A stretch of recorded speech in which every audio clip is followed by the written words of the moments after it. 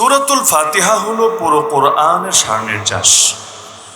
পুরো কোরআনের মধ্যে যেই যেই বিষয়বস্তুতে আল্লাহ তাআলা আলোচনা করেছেন এর মৌলিক বিষয়গুলো এক সূরাতুল ফাতিহার মধ্যে অতি সংক্ষিপ্ত আকারে মৌলিকভাবে আল্লাহ রাব্বুল আলামিন আলোচনা করে দিয়েছেন।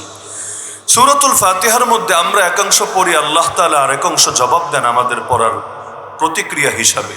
ফাযকুরুনি আযকুরকুম, বান্দা তোমরা আমার জিকির করো, আমি তোমাদের জিকির করব, তোমরা আমাকে স্মরণ করো, আমি তোমাদেরকে স্মরণ করব। সূরাতুল ফাতিহার মধ্যে আমরা বলি আলহামদুলিল্লাহি রাব্বিল আলামিন, সমস্ত প্রশংসা আল্লাহর, যিনি তামাম জাহানের রব, সমস্ত জগতের রব। সঙ্গে সঙ্গে আল্লাহ জবাব দিয়ে ফেলেন হামিদানি আবদি, আরে আমার বান্দা আমার প্রশংসা করেছে। আমরা বলি আর রহমানির রহিম, আমার আল্লাহর পরিচয় তিনি পরম করুণাময়, চির দয়ালু। তৃতীয় আয়াতে যাওয়ার আগে আল্লাহর পক্ষ থেকে জবাব চলে আসে আসনা আলাইয়া আবদি, আমার বান্দা আমার গুণগান বর্ণনা করেছে। আমরা বলি মালিক ইয়াউমিদ্দিন, আমার আল্লাহ বিচার দিবসের মালিক, বিচার দিবসের অধিপতি। সঙ্গে সঙ্গে আল্লাহ রাব্বুল আলামিনের পক্ষ থেকে ঘোষণা চলে আসে মাজ্জাদানি আবদি, আমার বান্দা আমার গৌরব বর্ণনা করেছে। আমরা বলি ইয়াকা না'বুদু ওয়া ইয়াকা নাস্তাঈন, ইবাদত করি একমাত্র আপনার, সাহায্য চাই একমাত্র আপনার কাছে। সঙ্গে সঙ্গে আল্লাহ বলেন হাদা বাইনি ওয়া বাইনা আবদি ওয়া লিআবদি মা সাআল, এটা আমার মাঝে আর আমার বান্দার মাঝে, বান্দা যা চেয়েছে তার জন্য সেটা রয়েছে। এরপর 3 আয়াত জুড়ে আমরা একটা দোয়া করি ইহদিনাস সিরাতাল মুস্তাকিম থেকে ওয়ালা দাল্লিন পর্যন্ত। এই দোয়া শেষ হওয়া মাত্র আমরা আমিন বলার আগে আল্লাহর জবাব চলে আসে হাদা লিআবদি ওয়া লিআবদি মা সাআল, আরে বান্দা এই দোয়াটা তার নিজের জন্য করেছে, বান্দা যা চেয়েছে তার জন্য সেটা বরাদ্দ রয়েছে। তাহলে একাংশ পড়ি আমরা, একাংশ পড়েন আল্লাহ। তো এই সূরাতুল ফাতিহার মধ্যে মূলত কি দোয়াটা করি আল্লাহর কাছে, এটাই হলো আমার আজকের মৌলিক আলোচ্য বিষয়। যে আল্লাহর কাছে যে আমরা ডেইলি প্রতি ওয়াক্তে প্রতি রাকাতে চাচ্ছিটা কি? কারণ চাওয়া যদি মুখ থেকে হয় আবেগ একরকম থাকবে, চাওয়াটা যদি বুক থেকে আসে আবেগটা আরেক রকম থাকবে। মুখের কথা আর বুকের কথা কিন্তু একরকম হয় না, দুটোর মধ্যে আবেগে পার্থক্য থাকে। আর আবেগের মাত্রা যত বেশি হবে কবুল হও ইনশাআল্লাহ তত সহজ হবে। লা ইয়াকবালুল্লাহু দুআ কলবিন গাফিলিন লাহিন, আল্লাহ উদাসীন অন্তরের দোয়া কবুল করেন না। আর যেই দোয়া দিল থেকে বের হয় ওই দোয়া আরশে আজিম পর্যন্ত পৌঁছতে সময়ও লাগে না। তাহলে কি দোয়াটা করি আল্লাহর কাছে বোঝা দরকার নাকি দরকার না? তাহলে প্রথমে আল্লাহর প্রশংসা করে নেই, কারণ দোয়ার একটা আদবই এটা যে ডাইরেক্ট দুনিয়াতেও যদি আপনি কারো কাছে কোনো কিছু চান, ডাইরেক্ট চাইলে তার প্রতিক্রিয়া একরকম হয়, আর পাম্পট্টি দিয়া বেলুনটারে ফুলে এরপর চাইলে প্রতিক্রিয়াটা আরেক রকম হয়।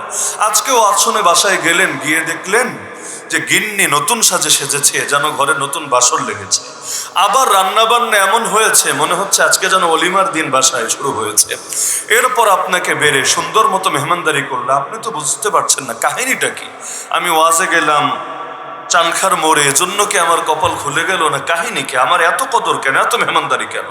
এরপর আপনারে বেড়ে বেড়ে খাওয়ালো আর বিভিন্নভাবে আপনার প্রশংসা, আপনি এই আপনি সেই, আপনি আসমানের তারা, আসমানের সেতারা, এভাবে বলতে বলতে আধা ঘন্টা ব্যাপী আপনারা খালি পাম্পট্টি দিল, আপনারা বিভিন্নভাবে ফুলাতে লাগলো। আপনি যখন ফুলতে ফুলতে একেবারে আসমানে উঠতে শুরু করেছেন, তখন যদি আপনার কাছে একটা কিছু চায় আপনি কিভাবে না করবেন? এতক্ষণ পর্যন্ত এত কিছু দিয়ে আপনি মুগ্ধ হয়ে আছেন, আবার আপনার প্রশংসা করলে আপনি বলছেন থাক আর বলার দরকার নেই, না আমি কি আসলে এত কিছু হওয়ার পর যখন আপনারে বলবে একটা জিনিস চাইবে, আপনি কিন্তু ডাইরেক্ট না করতে পারবেন না, পারার কথাও না। এমনকি যদি না দেওয়ার ইচ্ছা থাকে তবুও ঘুরায় পেঁচা বিভিন্নভাবে ব্যাখ্যা দেবেন। মাহফিল রাজনৈতিক নেতাদের এনে কি করে দেখেন না, প্রথমেই কিন্তু বলে না আমার মাদ্রাসায় এত দেন, আমার মসজিদে এত দেন, প্রথমে সুনাম করে, এমন সুনাম মনে হবে মাল দুনিয়াতে এক পিসি আছে, দ্বিতীয় আর একটাও নাই। তো এমন ভাবে প্রশংসা করে করে লাখ লাখ মানুষের সামনে তারে ফুলিয়ে ফুলিয়ে এরপর যখন বলবে আমরা তো আপনার থেকে আশা রাখি ডট ডট ডট, তখন বেচারা না করবে কিভাবে? একটা চক্ষু লজ্জা বলতে তো ব্যাপার আছে।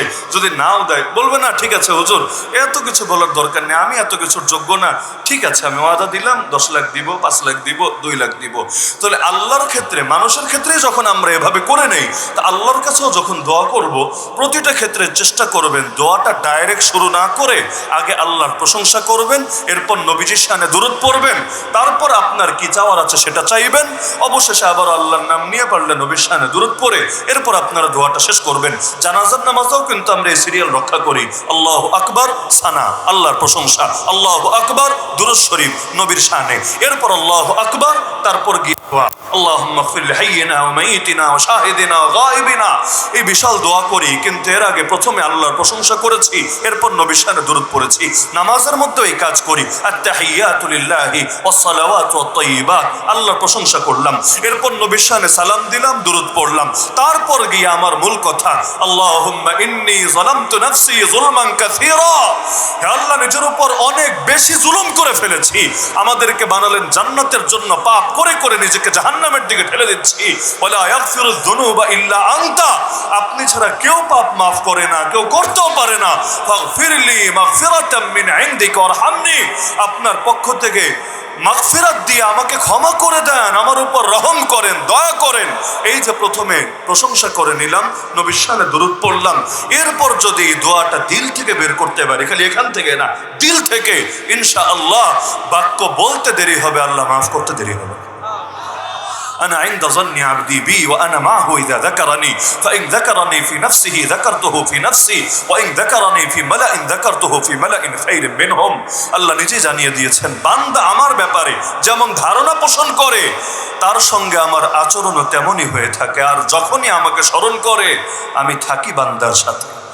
বান্দা আল্লাহকে ডাকলে আল্লাহ কিন্তু জবাব দেনই দেন, মিস নাই। উদউনি আস্তাজিব লাকুম, তোমরা আমাকে ডাকো, আমি তোমাদের ডাকে সাড়া দেবই দেব।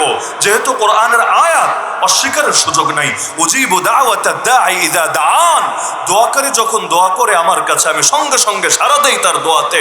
সুতরাং আল্লাহ প্রতিটা দোয়াই কবুল করেন, তবে কোনোটা নগদে দেন, কোনোটা বাকি রাখেন, পরবর্তীতে প্রতিদান হিসাবে আখিরাতে দিবেন বলে।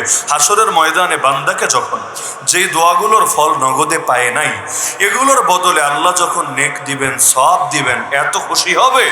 বান্দা চিন্তা করবে, হায় যদি একটাও নগদে না পাইতাম, সব যদি আজ দিয়ে দিত আল্লাহ, আজই তো আমার লাভ হতো, বড় জেতা জিততাম। কারণ মিজানে নেকের পাল্লা অনেক সহজেই ভারী হয়ে গেল। তাহলে এ কারণে আল্লাহ তাআলা কখনোই বান্দার দোয়া ফেরান না। তো আমরাও দোয়া করি আল্লাহর কাছে, তো দোয়ার আগে প্রশংসা করি আলহামদুলিল্লাহি রাব্বিল আলামিন, আল্লাহর প্রশংসা, সঙ্গে আল্লাহর রুবুবিয়তের ঘোষণা। রব কাকে বলে? যিনি সার্বভৌম ক্ষমতার মালিক, তাকে রব বলে। হায়াতের মালিক তিনি, মৌতের মালিক তিনি, উপকারের মালিক তিনি, ক্ষতির মালিক তিনি, সুস্থতার মালিক তিনি, অসুস্থতার মালিক তিনি, ভালো রাখার মালিক তিনি, ক্ষমতা দেওয়ার মালিক তিনি, আবার গতি উল্টানোর মালিকও তিনি। আরে জেলখানায় যদি কেউ যায়, এটারও মালিক তিনি। আর কেউ যদি রাজা হয়ে যায়, এটারও মালিক তিনি। সবকিছু যার নিয়ন্ত্রণে, তাকে রব বলে।